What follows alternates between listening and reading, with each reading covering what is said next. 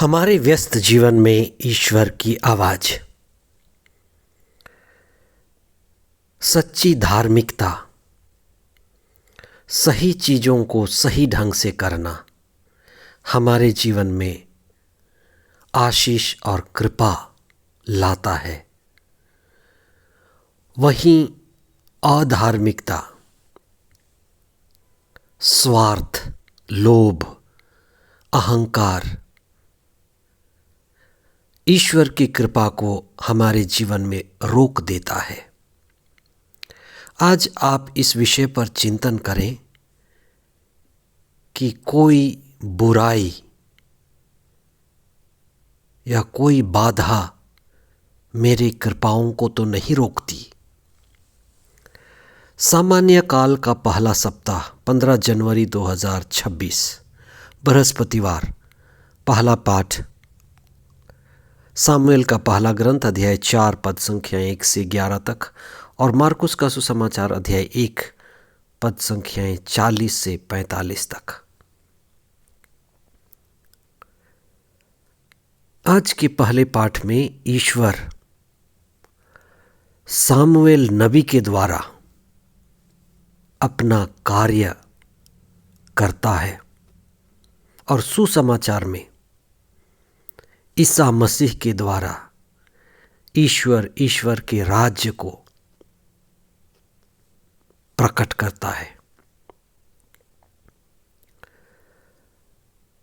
जब हम सच्ची धार्मिकता के मार्ग पर चलते हैं, यह जान पाते हैं कि सही चीज़ों को करने से सही परिणाम मिलता है और ईश्वर के मार्ग पर चलना, धार्मिकता के अनुसार जीवन बिताना, सही चीज़ को जीवन में करते जाना हमारे लिए आशीष और वरदान लाते हैं।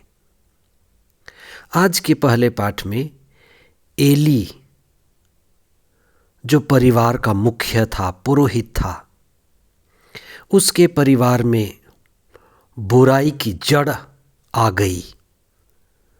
उनके दोनों बेटे होफ्नी और पिनहाज बुराई के रास्ते पर, अव्यवस्था के रास्ते पर, आज अराजकता के मार्ग पर चलने लगे और ईश्वर की उपस्थिति में वे संधि की मंजूषा का दुरुपयोग किए। स्वयं को बचाने के लिए संधि की मंजूषा को लाए, जबकि उनका जीवन बुराई से घिरा हुआ था। उन्होंने प्रभु के मंदिर को दूषित किया था और उनका हृदय ईश्वर से दूर था। फिर भी वे धर्मी होने का, आज्ञाकारी होने का और ईश्वर की उपस्थिति में होने का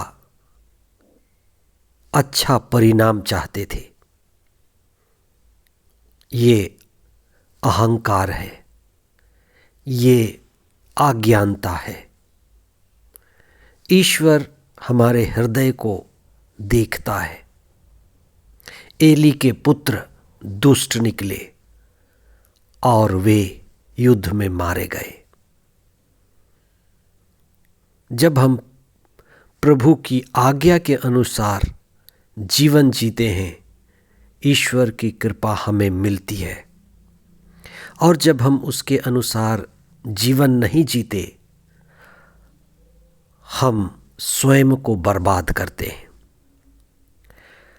आज के सुसमाचार में ईश्वर ईसा के द्वारा अपने राज्य को इस संसार में स्थापित करता है।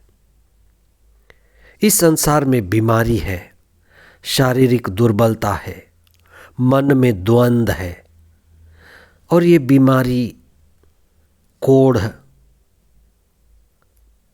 और कई तरह के असहाय होना हमारे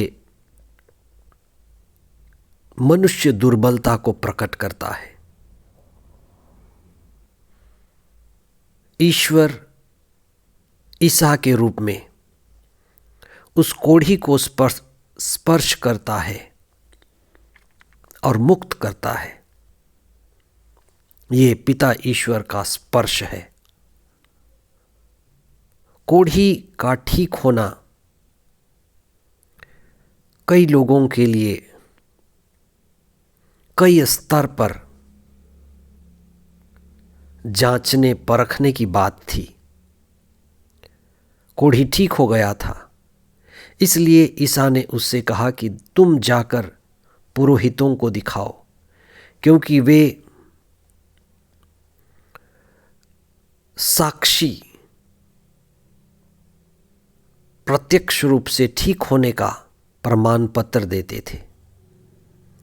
पुरोहित उन्हें देखकर प्रमाणित करते थे कि जो व्यक्ति कोढ़ से मुक्त होने की बात कर रहा है वह वास्तव में कोढ़ मुक्त हुआ।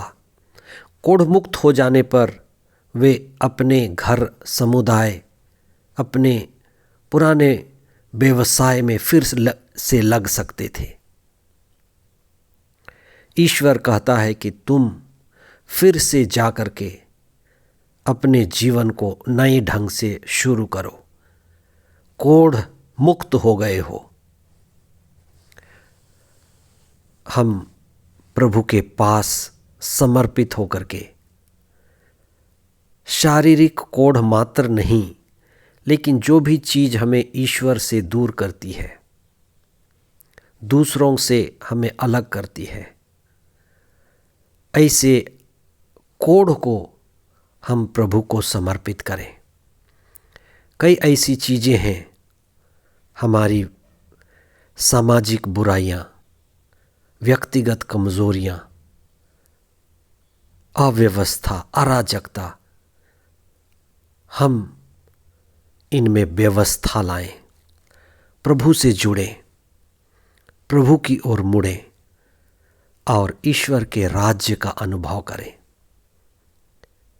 प्रार्थना से, भक्ति भावना और सतत साधना से हम ईश्वर से जुड़कर इस संसार में ईश्वर के राज्य का अनुभव करें। ईसा हमारे जीवन में परिवर्तन लाते हैं।